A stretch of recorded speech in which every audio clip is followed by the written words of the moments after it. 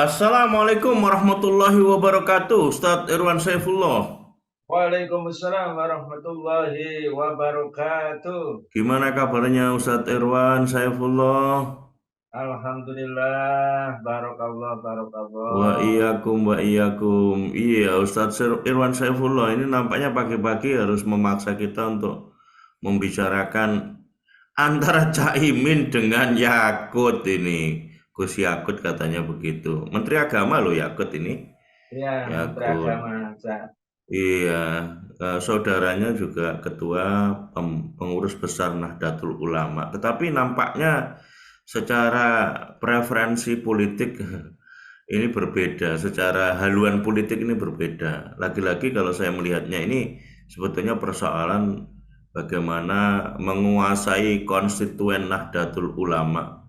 Dan sebagaimana kita ketahui Jawa Tengah dan Jawa Timur itu kan barometer politik untuk pemenangan kontestasi politik nasional. Dan yang menyeruak ke permukaan kalau melihat friksi di antara ya Cak Imin dengan Gus Yakut ini kan menunjukkan satu dinamika kontestasi politik yang cair ya, yang pragmatis begitu. Tidak ada satupun yang abadi kecuali kepentingan, kira-kira begitu. Nah, kita melihat sangat dinamis ya kondisinya. Kalau melihat latarnya Cak Imin lalu kemudian digandeng oleh Anies Baswedan dan itu membawa konsekuensi sampai keluarnya Demokrat pada koalisi perubahan untuk persatuan. Saya tidak ngerti sekarang namanya apakah masih sama koalisi perubahan untuk persatuan atau jadi koalisi perubahan untuk kebangkitan. Nah, kita nggak ngerti apa nama koalisinya. Itu kan memang membawa kontroversi ya keberadaan Cak Imin ini. Di satu sisi nampaknya Amin atau Anies Cak Imin itu kan terus didera oleh tekanan-tekanan politik lawan politiknya. Tekanan-tekanan lawan politik kemarin misalnya bagaimana kasus hukumnya SYL sebagai politisi Nasdem, sebagai Menteri Pertanian dan Kelautan ya kalau nggak salah saya melihat keberadaan SYL ini kan masih menunggu sekarang nanti seperti apa. Sudah ditetapkan atau belum ya sebagai tersangka oleh KPK SYL ini, Ya, Ustadz Irwan Saifullah? nah, kalau informasi dari dalam sudah ditetapkan tersangka, gitu, Kak Selamat. Tapi Hmm. kalau secara formal di konvensi pers belum ya. Hmm. Iya, Ustadz Ini Irwan, ya ngeri-ngeri gimana? sedap, ngeri-ngeri sedap Ngeri-ngeri sepertinya ini Kak sedap. Selamat. Iya. Iya, iya. Ustadz Irwan kalau melihat friksi di antara Cak Imin dengan Yakut ini, Gus Yakut ini, Anda melihatnya seperti apa ini Ustadz Irwan? Iya, Kak Selamat. Ini kalau ibarat kita ini sakit ini ya, ini sakit perut mules ini Kak Selamat ya.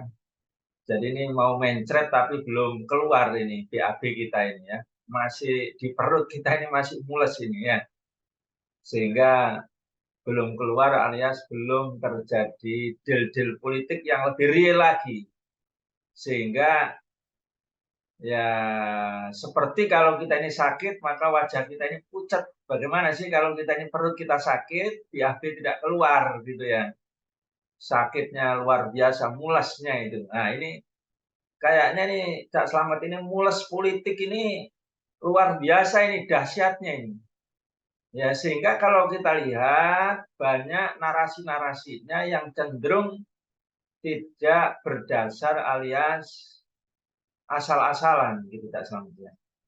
Nah, memang di banyak media sudah tersebar luas ya mulai kemarin ya, tapi Gus Yakut ini sesungguhnya tidak hanya kemarin, itu Cak Slamet ya. Sejak awal kalau kita lihat di Republika sekitar tanggal 3 September ya, dia juga mengatakan kalau ada capres yang pernah pecah belah umat jangan dipilih. Nah, dan itu menunjuk kepada Anies Baswedan ketika itu rencana dengan AHY ya. Nah, yang baru-baru ini juga di media sosial juga banyak dan juga di media mainstream, salah satunya CNN, Kak, ya. Caimin respon pernyataan Menak pemimpin mulut manis, omongan buzzer. Nah itu, ya. Yang intinya di di dalam narasinya itu Gus Yakut bilang jangan pilih pemimpin yang pandai bicara, ya, bermulut manis dan berwajah tampan pada Pilpres 2024. Jadi karena sebelumnya itu, Cak, itu protes netizen luar biasa itu. Menak itu dia mengatakan jangan memilih pemimpin yang memecah belah, justru dia yang memecah belah. Itu yang diserang balik oleh netizen karena justru dialah yang seringkali kontroversial, sedangkan Anies jarang sekali, ya. Nah, sekarang diperhalus, tidak menyebut nama, tidak menunjuk secara jelas, yakni yang dia bermulut manis, pandai bicara, dan tampan. Nah, inilah dia masuk yang masih agak milenial, agak bau-bau milenial lah, itu Caimin sama Anies Baswedan. Nah, tapi yang kedua, Cak, sebetulnya tidak hanya dia yang juga kelihatannya politik mules tadi, Cak. Nah, itu Prabowo juga sama ini, baru-baru saja ini. Prabowo juga ini, ya. Di Detik News, Prabowo juga mengatakan, yang tadinya mau ninggalin saya, mohon kembali. Jangan mau ikut yang tersesat. Nah, ini catatan merahnya, Cak. Nah, itu. Jangan mau ikut yang tersesat. Ya. Nah, kalau kita lihat, Cak, ini ya, barangkali bisa kita coba kritisi dari dua sisi lah ya. Jadi kalau kita lihat ini, yang ditegaskan oleh Gus Yakut itu bahwa jangan memilih pemimpin yang memecah belah atau bermanis mulut saja, ya, tapi kemudian tidak menyatukan umat, tidak menyatukan rakyat, tidak melindungi rakyat. Atau dia menegaskan juga jangan bawa-bawa agama di dalam ranah politik.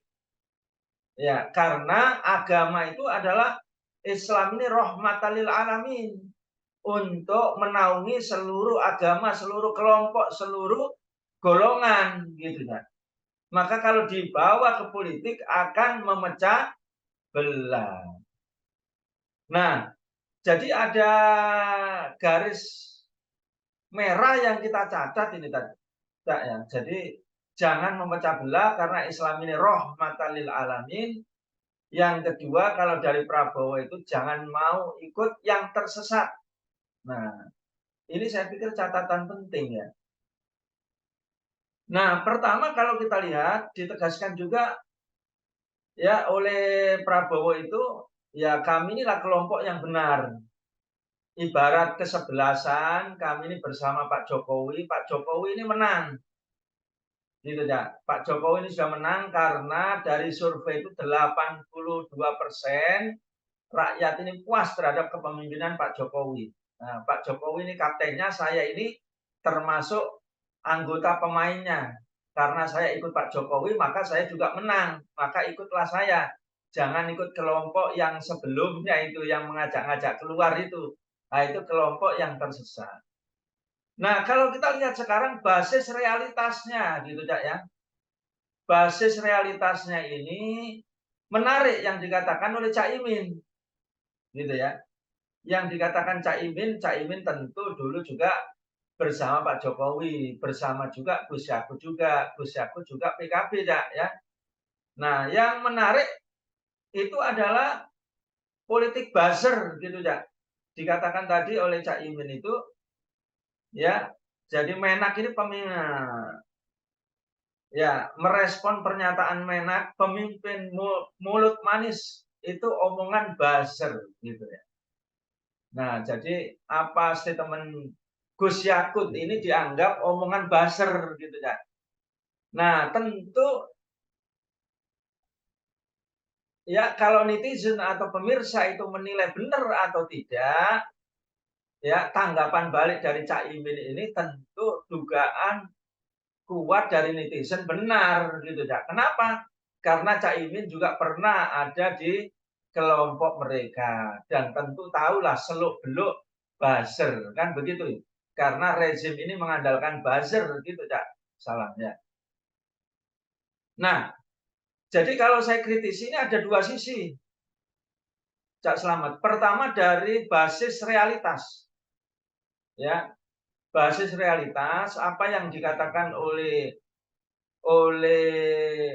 Gus Yakut dan Prabowo tadi ada benang merahnya, gitu dah.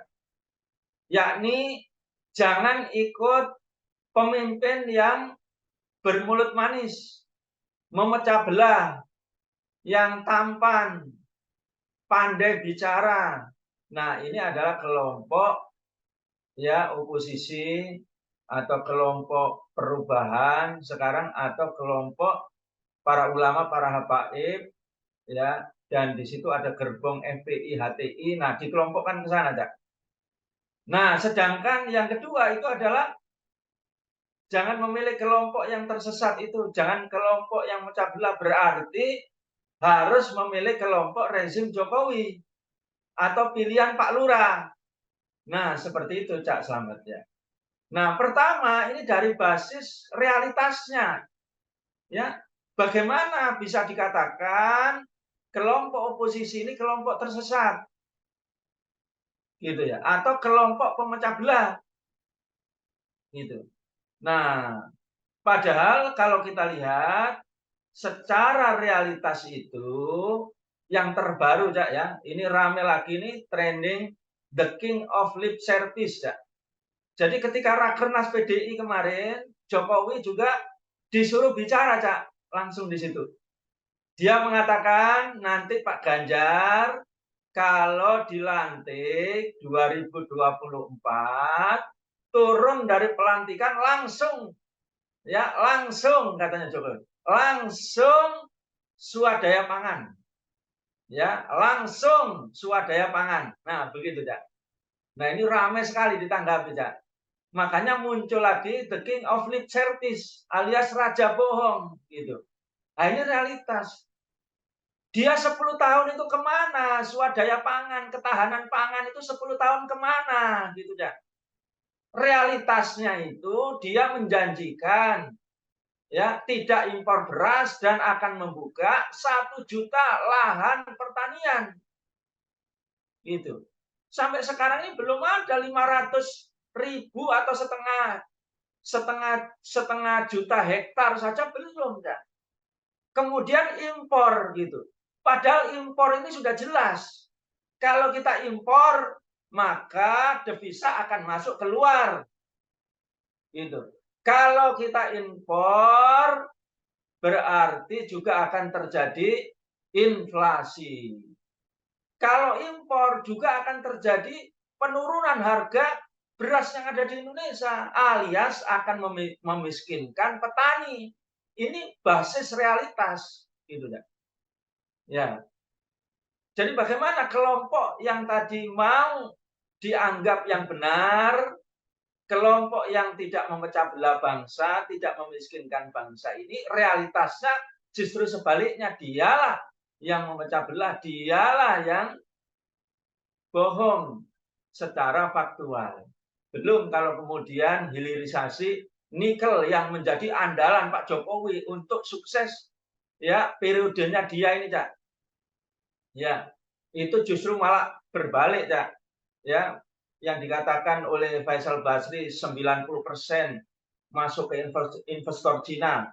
Bahkan kalau di Morowali 90%, 95% masuk ke investor Cina. Kita tidak mendapatkan apa-apa. Gitu ya. Nah, basis realitas yang lain barangkali yang terakhir 3 saja saya menyebutkan, Cak. Itu adalah infrastruktur. Ini fakta yang seringkali diunggul-unggulkan. Ya, infrastruktur bisa dilihat itu. Ya, hanya ada 2 sumber yakni investasi dan hutang gitu. Nah, hutangnya bisa kita lihat, Cak. hampir 20.700 triliun. Ya, itu hutang APBN, hutang BUMN, dan hutang kepada dana pensiun TNI dan kepolisian, ya, sekitar itu. Nah, di mana letak, ya, bukan kelompok yang tersesat, kelompok yang benar, kelompok yang mensejahterakan, kelompok yang adil. Nah, itu adalah ya omong kosong gitu ya. Nah, yang kedua tentu adalah saya mengkritisi dari basis akademik. Nah, begitu ya. Kita mengikuti narasi dari para para surveyor atau para survei, para intelek sekarang ini harus kuat basis akademiknya. Basis akademiknya sudah menjadi fakta, sudah menjadi nyata gitu bahwa sekarang ini rakyat ini merasakan bahwa pembangunan ini bertumpu kepada hutang dan investasi yang memberikan jalan kuat terjadi neo-imperialisme Cina dan oligarki berkedok investasi dan hutang. Nah, itu basis akademik yang sekarang ini banyak diprotes, banyak dilakukan perlawanan, banyak dilakukan demo, banyak dilakukan penolakan, bahkan suara-suara revolusi ya untuk mengembalikan kedaulatan negara ini menjadi lantang. Nah, itu saya pikir Cak Slamet catatan yang sangat penting ya untuk mengkritisi statement dari Gus Yakut dan Pak Prabowo tadi itu agak sama. Saya catat juga Pak Prabowo, Cak Slamet. Ya, begitu, Cak. Ya, Ustadz Irwan, ya kalau kita melihat klaim sebagaimana yang disampaikan oleh lembaga survei soal tingkat kepercayaan Presiden Jokowi yang meninggi, sebagaimana kepuasan yang direpresentasikan oleh pernyataannya Prabowo, itu kan patut dipertanyakan apakah memang tingkat kepercayaan itu sebagai gambaran real tingkat kepercayaan masyarakat atau hanya sekedar klaim lembaga survei untuk memberikan semacam legitimasi agar Presiden Jokowi serta penggantinya yang meneruskan legasi Presiden Jokowi ini tetap bisa diterima oleh masyarakat. Karena kan banyak yang mempertanyakan seperti apa metodologinya, seperti apa juga hasil dari survei hingga sampai kepada kesimpulan itu. Dan apa yang Ustadz Irwan Saifullah tadi sampaikan, beberapa hal yang tadi disebut, misalnya soal ketahanan pangan. Namanya ketahanan pangan itu kan seharusnya kan bertumpu pada swadaya pangan, bukan kepada impor pangan, kan begitu harusnya. Lalu kemudian soal hilirisasi nikel misalnya. Hilirisasi nikel, kemarin saya wawancara dengan Dr. Mulyanto, fraksi EPKS, yang namanya perusahaan nikel puluhan jumlahnya, yang kebanyakan ownership-nya itu dari Cina, itu tidak memberikan pengaruh yang signifikan kepada APBN kita, kepada fiskal kita.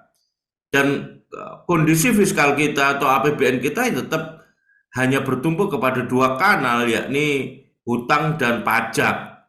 Kalau pajaknya itu targetnya meleset, pasti hutangnya akan banyak, kan begitu. Iya. Nah, kecenderungan investasi yang tinggi dengan target investasi tahun 2023 1.400 triliun, nanti tahun 2024 1.600 sampai 1.700 triliun, itu kan mengkonfirmasi yang lain bahwa sumber pendapatan itu tetap dari hutang, karena skema investasi asing itu kan skema penanaman modal asing, Ustadz Irwan Saifullah. Iya. Gimana menurut Anda, Ustadz Irwan Saifullah? Iya, justru itulah Cak Slamet yang sekarang ini sangat menguat sekali ya, bahwa apa yang dilakukan oleh Pak Jokowi ini sudah sangat kentara sekali ya, bahwa politiknya ini adalah berpihak kepada ya kepada oligarki dan negara Cina atau kepada rakyat. Nah, itu yang sekarang ini menjadi sebuah perdebatan keras, apalagi menjelang Pilpres ini. Makanya muncullah tadi ini perubahan gitu ya. Ya, perubahan itu adalah merupakan salah satu indikasi bahwa masyarakat ini sudah menolak dengan kebijakan politik rezim Jokowi. Tidak hanya menolak, tapi juga tentu mereka ini melakukan perlawanan yang sangat keras. Ya, ini bisa kita lihat bagaimana perlawanan ya pelaporan kepada Kaisang dan Gibran dugaan korupsi ke KPK gitu. Itu kan tidak masuk akal, Cak. Bagaimana hanya bisnis pisang goreng saja mendapatkan ya bantuan 150 miliar dan juga dapat lagi 100 miliar. Itu tidak masuk akal kalau tidak menjual kekuasaan. Demikian juga pelaporan dugaan ijazah palsu masih menguat, Cak. Demikian juga yang terakhir ini adalah ya konven atau ya petisi mosi tidak percaya. Ini yang menggelinding terus ini, Cak. Ya, itu kemarin pertengahan September sudah di-launching oleh 3 pilar dan ini akan di-launching, dilaporkan kepada berbagai macam lembaga, baik itu Komnas HAM, mungkin DPR, MPR, yang ujungnya itu sebetulnya sudah layak untuk dimakzulkan. Itu Cak Slamet. Karena pelanggarannya ini secara hukum, tadi ini salah satunya ijazah palsu, ada juga KM 50, ada juga penangkapan ulama, banyak itu pelanggaran hukum ya. Demikian juga pelanggaran kebijakan ekonomi yang sudah betul-betul menjual negara gitu ya. Apalagi juga ya pelanggaran dari sisi pemerintahan, menjalankan roda pemerintahan. Nah, itu semuanya sekarang ini kalau boleh saya ringkas ya, masyarakat ini sekarang ini sudah muak ya tentang ya keadaan negara ini yang bukan tidak baik-baik saja. Ini sudah sangat sudah sangat miris dan sangat menakutkan gitu. Contoh sekarang ini yang sangat betul-betul ditakuti, ya. Bagaimana dulu katanya tenaga kerja itu hanya yang skill saja, yang unskill tidak ada. Sekarang membludak, Cak, yang unskill itu. Nah, ini apa yang diomongkan Luhut itu nggak benar semua, gitu. Demikian juga dipaksa sekarang ini di mana-mana itu, ya. Yang datang ke sini dulu ini harus pakai visa kerja, tidak usah visa kerja sekarang, turis bisa. Tidak harus bisa bahasa Indonesia, enggak bisa. Bahasa Inggris enggak bisa. Bahkan sekarang malah harus mempelajari bahasa Cina. Coba. Nah, demikian juga kalau kita lihat penggusuran-penggusuran itu termasuk di Rempang itu adalah target utamanya di situ menghancurkan peradaban Islam. Karena di situ keislamannya kuat dari kesultanan termasuk prajurit. Dan yang menjadi penghalang dari penjajah ini hanya satu umat Islam gitu ya. Yang mereka itu memiliki konsep untuk menawarkan perubahan syariat Islam, yang kedua keberanian untuk jihad fisabilillah. Nah, makanya harus digusur di berbagai macam kota-kota besar. Nah, ini yang terjadi di Tibet, terjadi di Angola, terjadi di berbagai negara yang bekerja sama dengan Cina, ternyata mereka ini diakuisisi dan peradabannya penggusuran-penggusuran masjid, penggusuran-penggusuran bahkan ada pesantren, nah itu dilakukan oleh Cina. Nah, kembali, kalau realitasnya seperti itu, maka sesungguhnya rakyat ini sudah mengetahui gitu. Sumber masalah yang ada di negara kita ini adalah neo-imperialisme Cina dan Barat ya berkedok investasi dan hutang. Dengan kata lain ya, musuh yang sebenarnya itu adalah ya Cina dan Barat dan oligarki itu musuh yang sebenarnya negara ini dan diterapkannya sistem kapitalis liberal dengan gaya kekuasaan yang totaliter. Bukan para ulama, bukan para habaib, bukan FPI, bukan HTI, gitu ya. Justru ketakutan mereka ini berdasar, tak? Kalau yang diomongkan Yakut, ya kita ini dianggap tidak menyebarkan Islam yang rahmatan lil alamin sehingga bisa menaungi seluruh rakyat, bisa menyatukan seluruh rakyat. Wow, ini kebalik Yakut, Cak. Gitu. Ya, jadi kalau disebutkan oleh Allah SWT dalam surat Al-Anbiya ayat 107 tadi yang disebut oleh Yakut. Wa ma arsalnaka illa rahmatan lil alamin. Dan tidaklah kami turunkan kepadamu Muhammad Rasulullah sallallahu alaihi wasallam Al-Qur'an itu illa rahmatan lil alamin, melainkan untuk membawa rahmat. Luar biasa ayat ini, Dak. Yang pertama itu Al-Quran, itulah yang diturunkan oleh Allah SWT kepada Rasulullah. Dan Al-Quran satu-satunya yang akan membawa rahmat. Gitu. Jadi solusi perubahan itu adalah Al-Quran, syariat Islam. Dan akan dijamin oleh Allah rahmatan lil alamin. Kalau tidak Al-Quran, tidak syariat Islam, akan membawa mafsadat, kerusakan. Nah, apa yang dimaksud dengan rahmat itu adalah jalbul manafi' wa daf'ul mafasid. Sesuatu yang membawa kebaikan dan menghilangkan kerusakan. Nah, Yakut jangan memelintir gitu loh. Rahmatan lil alamin ini mentakfirkan, memecah belah, mengkafir-kafirkan gitu. Ya.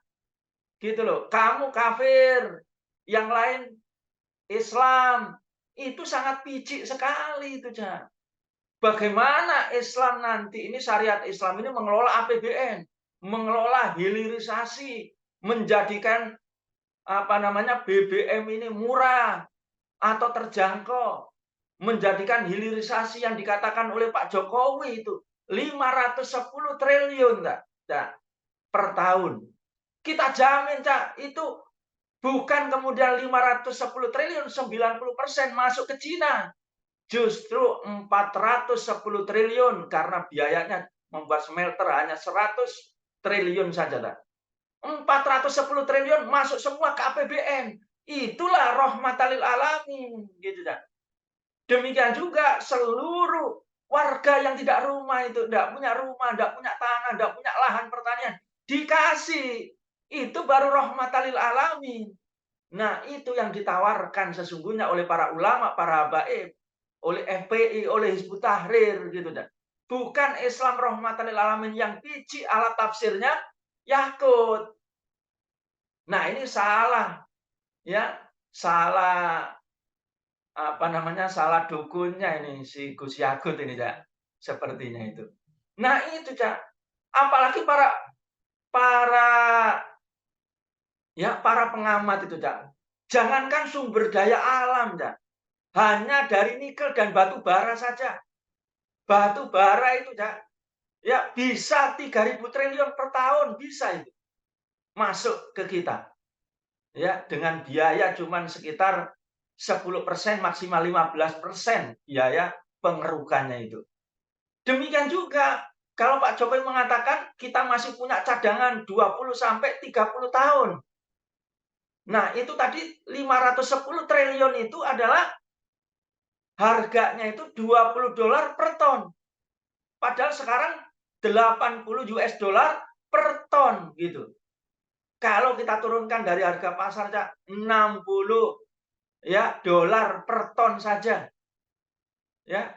Selama 20 sampai 30 tahun itu kalau di total sekitar 30.600 triliun, tak? Makanya Dharma Pangkreun atau Abraham Somat itu mengatakan kalau dikelola dengan benar, sehari saja utang luar negeri beres itu, Cak. Nah, itulah syariat Islam, gitu, Cak. Itulah APBN syariah, itulah Islam rahmatan lil alamin. Kalau yang dimaui oleh Gus Yakut. Nah, itu barangkali, Cak. Kalau boleh saya ringkas itu pertarungan narasi antara narasi buzzer oligarki dan narasi perubahan itu, Cak. Iya, iya. Harusnya ya Gus Yakut ini anu lah mau mendengar dan mau memperhatikan. Gitu, Cak, ya? Kalau memang yang dimaksud itu menjadikan Islam sebagai rahmatan lil alamin, ya menggunakan Islam secara kafah kan begitu sebagaimana yang diperintahkan oleh Allah Subhanahu wa taala. Dan Islam kan mengatur mengenai bagaimana sistem ekonomi, bagaimana sistem politik. Dan nampaknya memang Ustadz Irwan, kalau saya melihat realitas yang ditunjukkan oleh eh, politik yang ada sekarang ini, justru tidak menyentuh kepada persoalan yang mendasar, persoalan yang komprehensif. Hmm. Hanya persoalan bagaimana mempertemukan kepentingan-kepentingan, sebagaimana tadi Ustadz Irwan sampaikan, nanti titik temunya di mana ini, Nah, itu. komprominya di mana. Nah, itu, Cak. Itu Iya, namanya ya politik dari kapitalis liberal itu hanya naf'iyah atau kepentingan belaka. Betul hmm, itu, Cak. iya. Nah, Dan itu ini watak harusnya menjadi mereka. kesadaran lah, ya, kesadaran bagi kita semuanya, kesadaran bagi para penyelenggara negara. Jangan gunakan politik-politik lipstik tadi hanya sekedar untuk polesan pemanis mulut saja. Rakyatnya ini terus dibuat manis-manis, kenyataannya ternyata masih sengsara, kemiskinan masih di mana-mana, pengangguran juga masih terjadi, menjadi pemandangan umum. Saya kira ini penting menjadi satu pembahasan kalau kita bicara masalah gegernya Cak Imin yang mengusung perubahan melalui pasangan Anies Baswedan dengan Gus Yakut yang mengkritik keberadaan Amin ini. Seharusnya dua-duanya berpikir ke depan, ke persoalan yang lebih strategis, persoalan yang lebih mendasar, bagaimana tata kelola negara ini bisa diwujudkan. Kalau Ya, hanya Cak. ya gimana, Ustaz Irwan? Ya, kalau di meja redaksi Cak Slamet itu barangkali ada banyak bocoran-bocoran, Cak, ya. Jadi kalau saya bisa coba closing statement ini, Cak, ya. Iya, Justru dari narasi yang disampaikan oleh Prabowo dan Gus Yakut tadi itu menemukan benang merah gitu, Cak. iya, Jadi yang pertama Prabowo mengatakan jangan ikut yang tersesat gitu ya. Sudah jelas sekarang ini yang tersesat ini negeri kita ini dipimpin oleh kapitalis liberal. Yang di dalam fatwa MUI tadi itu adalah sesat sipilis itu, Cak. Apalagi kalau dijawab oleh Yakut. Yang diterima oleh Allah SWT itu rahmatan lil alam itu syariat Islam. Selain syariat Islam itu sesat dan membawa kerusakan. Jadi secara akademik itu sudah benar itu sebetulnya jawabannya Yakut tadi, Cak. Nah, cuman dia salah tunjuk hidung gitu, Cak. Yang kedua justru ini kalau di dalam bacaan saya umat ini sadar dan bangkit ini, Cak. Ya, berapa para ulama yang ditangkap oleh rezim Jokowi ini banyak sekali. Dan ternyata mereka tidak menjadi penjilat seperti Gus Nur, Habib Bahar, Ustadz Ali Barsa, ya, Habib Rizik bin Sihab, ya, Ustadz Alfian Tanjung dan lain sebagainya masih banyak ini ya. Nah, ternyata mereka masih lurus. Inilah merupakan tanda ya ketidakpuasan publik yang diwakili oleh para ulama, para habaib dan para aktivis untuk melakukan perlawanan. Dan perlawanan ini ujungnya adalah kesadaran bahwa negeri kita ini telah terjadi hegemoni ya oleh neo-imperialisme Cina dan Barat tadi dengan kaki tangannya oligarki yang ada di negeri ini dan ini diwakili oleh rezim Jokowi. Nah, saya pikir ini kemudian sekarang diperlebar lagi.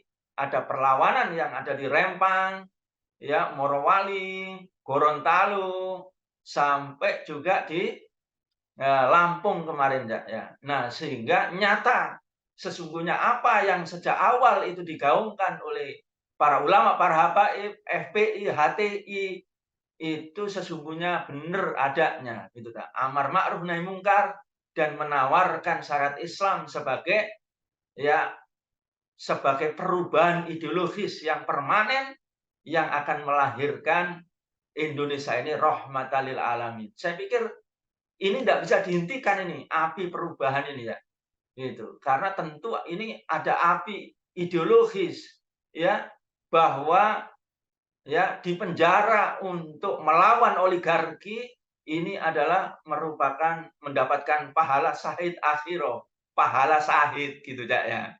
Dan kalau belum mati dia ini mendapatkan pahala yang besar. Kalau mati dia menjadi pemimpin para syuhada. Saya pikir ini tawaran yang sangat menggiurkan dari Allah SWT ini, Cak.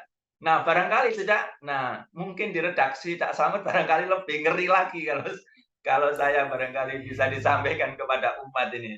Iya. Nah, begitu, Cak. Terima kasih Ustadz Irwan Saifullah. Semoga semakin menggelora semangat amar ma'ruf nahi munkar di antara para tokoh, di antara para ulama, karena pahalanya luar biasa sekali. Dan kalau kita syahid di medan amar ma'ruf nahi munkar, sungguh ini sebuah kemuliaan. Dan nampaknya sekarang kalau kita lihat realitas-realitas yang berkembang, perlawanan di mana-mana, ini menunjukkan kesadaran yang tinggi oleh umat yang direpresentasikan oleh tokoh dan para ulamanya. Dan semoga ini menjadi satu pengertian kepada para penyelenggara negara bahwa amar ma'ruf nahi munkar tidak bisa dibendung, dan perubahan itu akan menjadi sebuah keniscayaan sebagaimana yang dijanjikan oleh Allah Subhanahu wa taala. Demikian tadi podcast kita bersama Al-Mukarram Al-Ustadz Irwan Saifullah yang bisa kita realisasikan. Semoga ini menjadi satu pencerahan kita semuanya. Dan semoga ditangkap, bisa keluar dari politik lipstik menjadi sebuah politik yang ideologis, politik yang spiritualis, politik yang mengarah kepada yang dikehendaki oleh Sang Ilahi. Ihdinas shiratal mustaqim. Terima kasih Ustadz Irwan Saifullah atas perspektifnya dan pencerahannya. Semoga antum senantiasa sehat dan berkah bersama keluarga.